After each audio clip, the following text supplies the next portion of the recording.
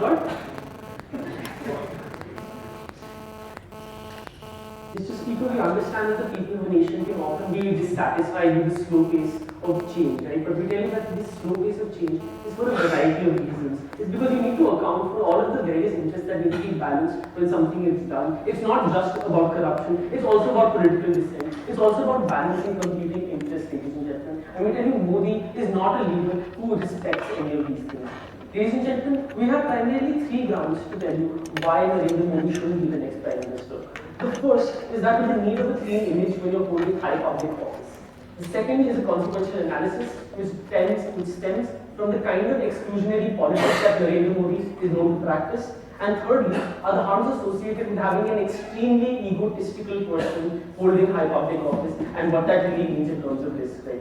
But first, a few points of definition. They told us that the problem is corruption, right? So we don't entirely agree with that. But even if it was, we tell you that this is a justification to have a leader who will not be corrupt, right? Because a large chunk of the argumentation from opening was just arguments to tell you why the Congress should lose, right? It doesn't matter who the Congress loses to, whether it's Modi or Sushma Swaraj or Arun Jaitley, because the Congress will have to reinvent itself irrespective, and they understand that they don't need this Rodi wala Rahul Gandhi, right? So you don't see how that's uniquely applicable to Narendra Modi and therefore irrelevant to that extent, right? You tell us that Obama is this example of this paragon of charisma, right? So we tell you, yeah, he has charisma, right? But he hasn't delivered on a lot of promises, right? He hasn't done as much as was expected on Guantanamo Bay, despite being into his second term, and he hasn't done much with respect to gun control either, right? We tell you charisma shouldn't be an objective standard because people possessed with charisma don't intrinsically make good leaders, right? Who else had charisma? Hitler, Mussolini, Kim Il-sung, ladies and gentlemen. It doesn't really happen. Charisma cannot be a standard to make somebody the leader of your nation, right? So let's look at why we need a person with a clean image, right? So we understand that this affects it largely on an international level, right? When people look at your country, they look at the kind of leader that your people have chosen and they pass certain value judgments. You understand that this is precisely why people really care about sex scandals, right? They care about the image of an individual, they care about whether they're corrupt, they care about how rich they are, they care about, a variety of things, right? So there is a clean image is particularly important as to how India is perceived internationally, right? And we tell you that we understand this even at a national level, right? So for instance, we have Sajjan Kumar, who wasn't really convicted in 1984, which I'm sure Jagat remembers really well, right? So we understand that despite all of this, right?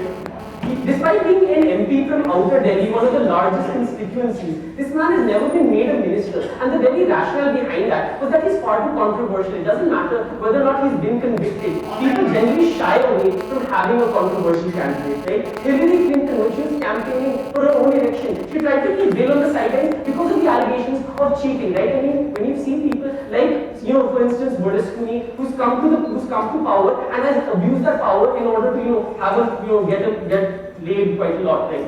Fairly large amount, right?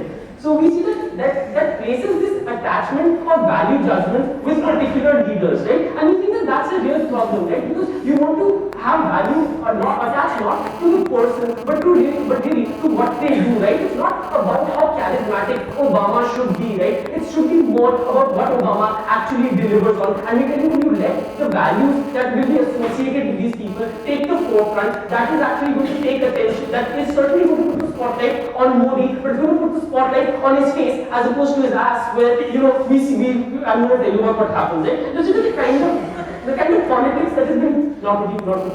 Right. Let's look at the kind of politics that Narendra Modi has practiced, right? And why he's so efficient in Gujarat. Yes, Gujarat has a lot of great electricity, right? But where did this electricity come from, right? It came from the land that was the tribal land that was occupied, where you built dams and you shut people up without actually having any sort of due process of law, right? You understand that?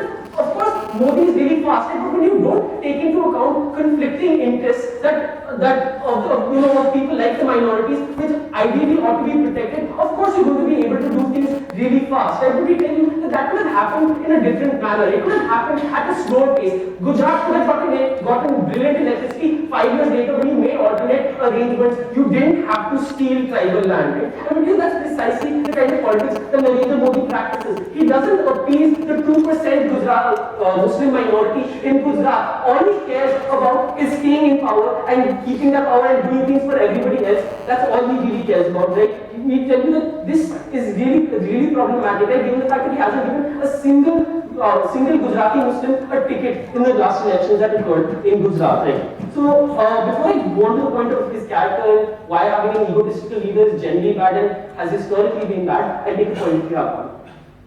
Sir, please tell us where Narendra Modi has been convicted, that you're so sure that he's done these things on the basis of which He hasn't been convicted.